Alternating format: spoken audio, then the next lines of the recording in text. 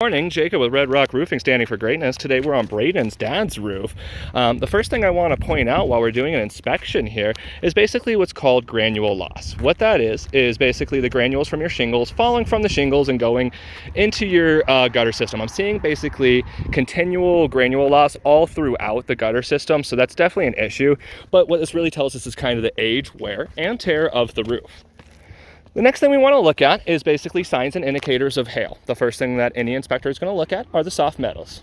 So the first thing we're going to look at is actually this turtle vent over here. We actually went ahead and chalked it up for you first so you have an idea of what we're looking at. And you can actually see some signs and indicators where hail has hit this soft metal. Now from here, we're going to look for basically what's called hail hits or spalding hits, which is where hail has hit the shingle, dislodging the granules, and then showing the fiberglass underlayment underneath, such as that. So when we look at each face of the actual roof itself, we're noticing that you aren't actually seeing that 6 to 10 spalding hits per side that we normally would want to look for to cover by insurance. So as far as insurance, we're going to go ahead and give this roof a pass. Other than that, there are some concerns on the roof that we definitely want to point out. The first is any kind of exposed nail heads. That's definitely an issue, specifically because that's just an area where water can migrate, and we definitely don't want any water getting underneath your roof.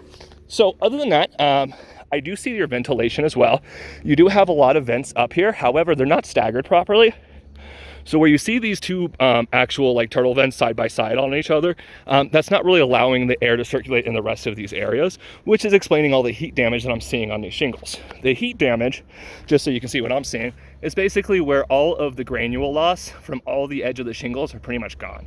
So you can see all of the edges are showing that silvering, and that's definitely a sign of wear and tear and showing us that the roof probably only has about 5 years of life left. So it's definitely time to start saving, and you definitely are looking to get a new roof here shortly. Other than that, I appreciate your time. This is Jacob with Red Rock Roofing, standing for greatness.